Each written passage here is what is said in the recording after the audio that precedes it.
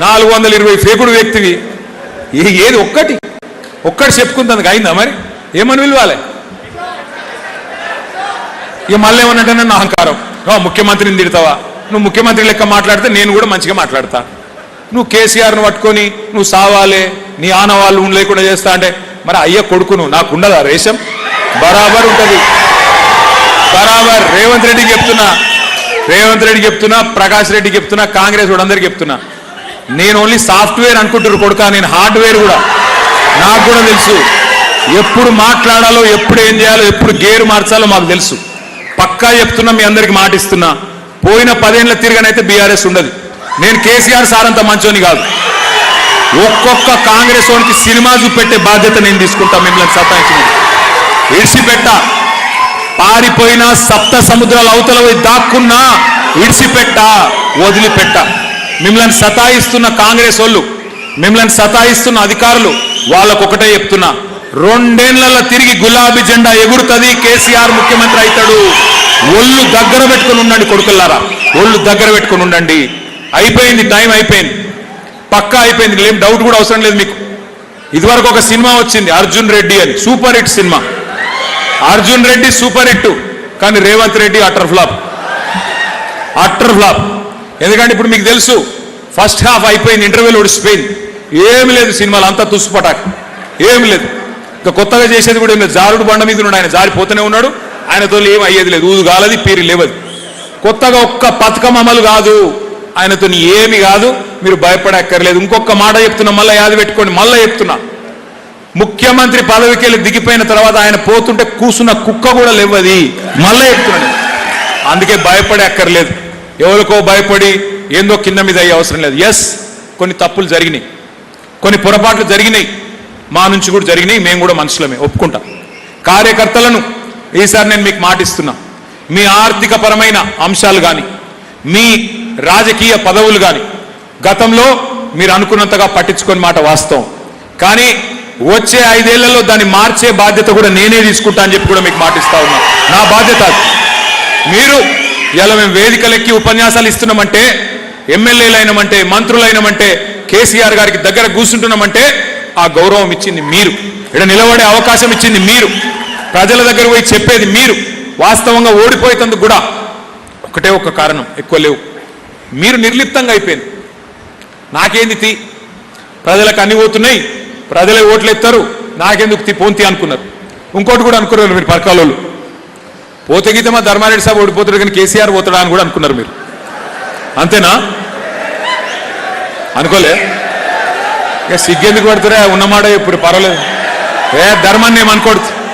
ధర్మాన్ని ఏమనుకోడు బాధపడుతురు మళ్ళీ గెలిపిస్తే చాలు మళ్ళీ గెలిపిస్తారా లేదా పక్కానా ఒక్కటే మాట జరిగినాయి తప్పులు మా వైపు నుంచి జరిగినాయి తప్పులు మీ వైపు నుంచి జరిగినాయి అందరి వైపు నుంచి జరిగినాయి ఇప్పుడు ఇక తప్పులు చేయకుండా చూసుకుందాం దానికి 2 ఉపాయాలు ఉన్నాయి ఇప్పుడు మనకు రెండు పనులు ఉన్నాయి మనం చేసేది ఒకటి సభ్యత్వ నమోదు కార్యక్రమం చేసేది ఉన్నది ఇప్పుడు వెంటనే సభ్యత్వ నమోదు కార్యక్రమం ప్రారంభించుకునేది ఉన్నది మరి సభ్యత్వ నమోదు అంటే ఇదివరకు మనం ఏం చేస్తుంటే పుస్తకాలు ఇస్తుంటే ఇక ఆ పుస్తకాలు ఏం చేద్దరు మీరు నాకు ఎరికే ఇలా మీకు కొన్ని పుస్తకాలు ఏమన్నా ఇచ్చిరా లేదా చూపెట్టరు జర ఒకసారి అందరు చూపెట్టరా వచ్చినావు తీసుకున్న వాళ్ళు అందరు చూపెట్టరు వచ్చినాయా ఒక పని చేయండి ఇంటికి పోగానే ఇట్లా ఇసిరేయండి పుస్తకం తెరిచి చూడకూరు మళ్ళా ఇంటికి బండి మీద పోయినామా ఇట్లా ఇసిరేసి మళ్ళీ తువాలు వేసుకొని అవతల పడ్డా మాకు అంతే మీరు చదవరు నాకు ఎరికే జర దండం పెడతా చదువురి అందులో చాలా ముఖ్యమైన సమాచారం ఉన్నది పొరపాట్లు కూడా అట్లా వాడేకురు కష్టపడి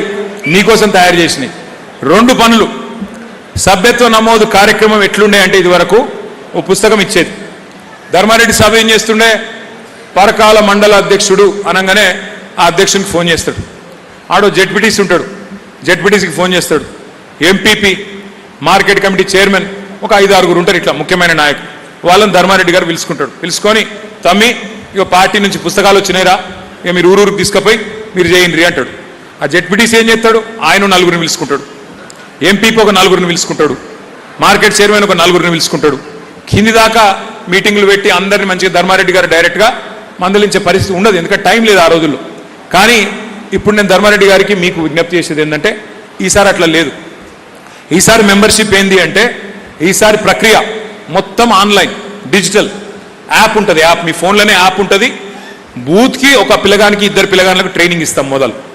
ఆ యాప్ కూడా ఎట్లుంటుంది అంటే, ఉదాహరణకు చెప్తున్నా, మీ నియోజకవర్గంలో 232 పోలింగ్ బూతులు ఉన్నాయి. ఏ బూత్ వాళ్ళ ఓట్లు ఆ బూత్ వాళ్ళకి కనబడతాయి, అంతే, వేరే వాళ్ళకి కనబడాయి.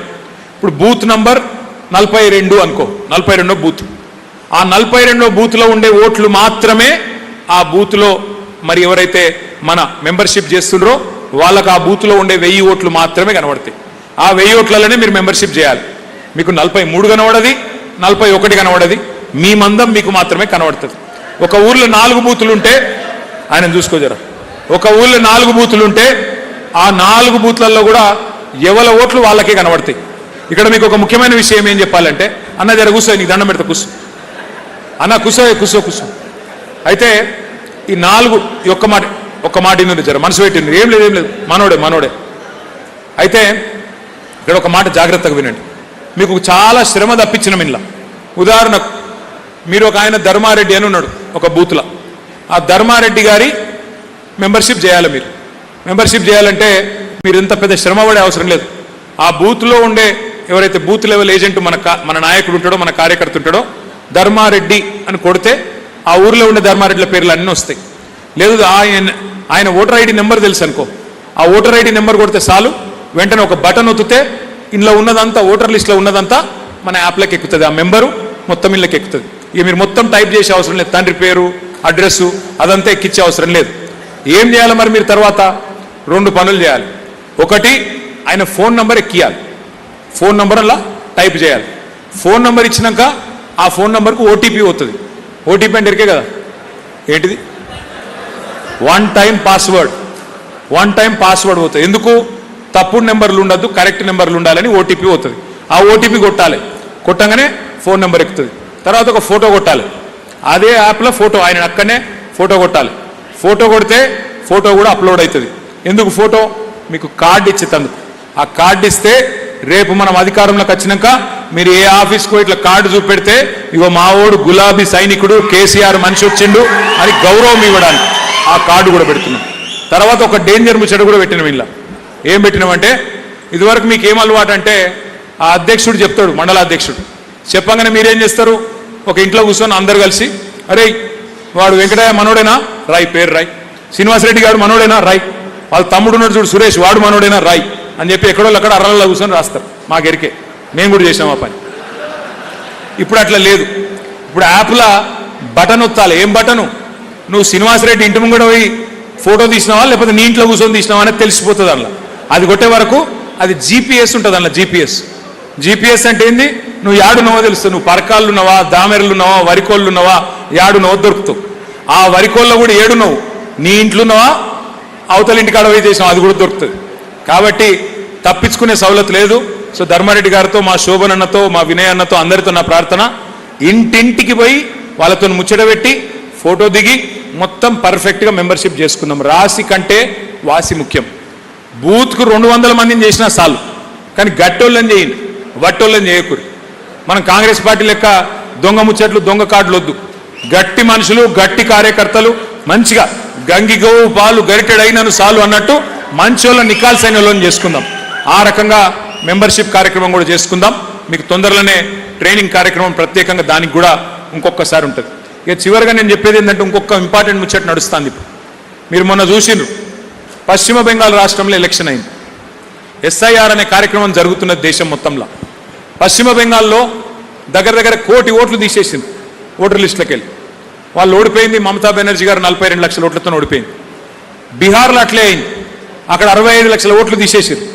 వాళ్ళు ఓడిపోయింది. వాళ్ళు కూడా 20-30 లక్షలతో వాళ్ళు ఓడిపోయింది. మరి రేపు తెలంగాణలో కూడా గట్లే చేస్తారేమో వీళ్ళు. ఎందుకంటే న్యాయంగా ధర్మంగా గెలిచే బాపత్ కాదు వీళ్ళు. మళ్ళీ ఏమైనా ఉల్టా చేస్తారేమో అన్న అనుమానం చాలా మందికి మనసులలో ఉన్నది. అందుకే మనమే అప్రమత్తంగా ఉండాలని చెప్పి